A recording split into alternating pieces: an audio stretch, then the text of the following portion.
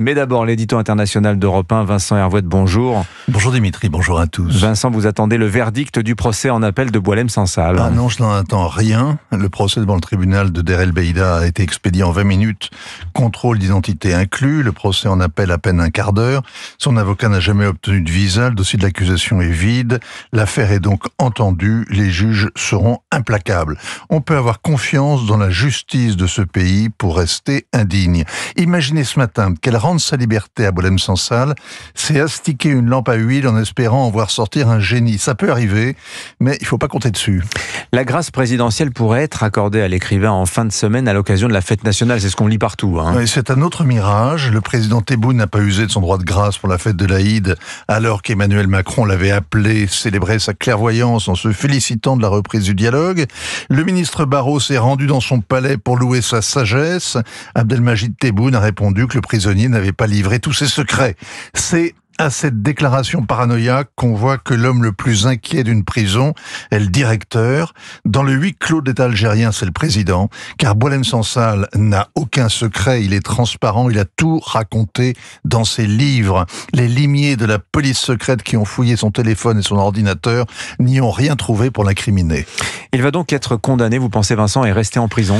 Les spécialistes paraissent qu'il sortira un jour, mais sur la pointe des pieds, sans tapage, ou alors les pieds devant. Si Boualem s'est autorisé à rentrer en France que pour s'y faire enterrer, on devrait songer à l'inhumer au Panthéon, car il faut lui être reconnaissant. Son calvaire nous édifie.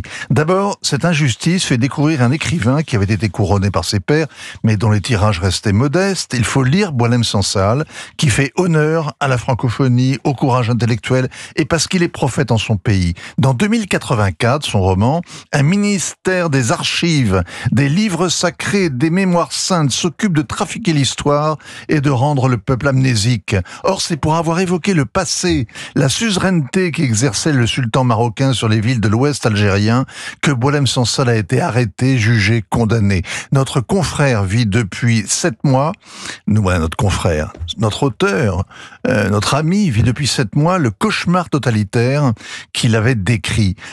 Lire ses romans, c'est une bonne façon de se tenir à ses côtés et de résister au totalitarisme qui vient. L'affaire Sansal, Vincent, sert de révélateur. Elle est révélatrice du régime algérien que Paris évite de regarder en face, du manque d'influence de la France, incapable de mobiliser en Russie, en Chine, aux États-Unis, en Afrique, les relais susceptibles de faire lâcher prise aux geôliers, de la lâcheté de l'exécutif qui refuse d'entrer dans un véritable rapport de force, comme s'il redoutait les répercussions ici de la crise franco-algérienne, ce qui justifie là encore le pessimisme de Boualem Sansal sur l'avenir de la France.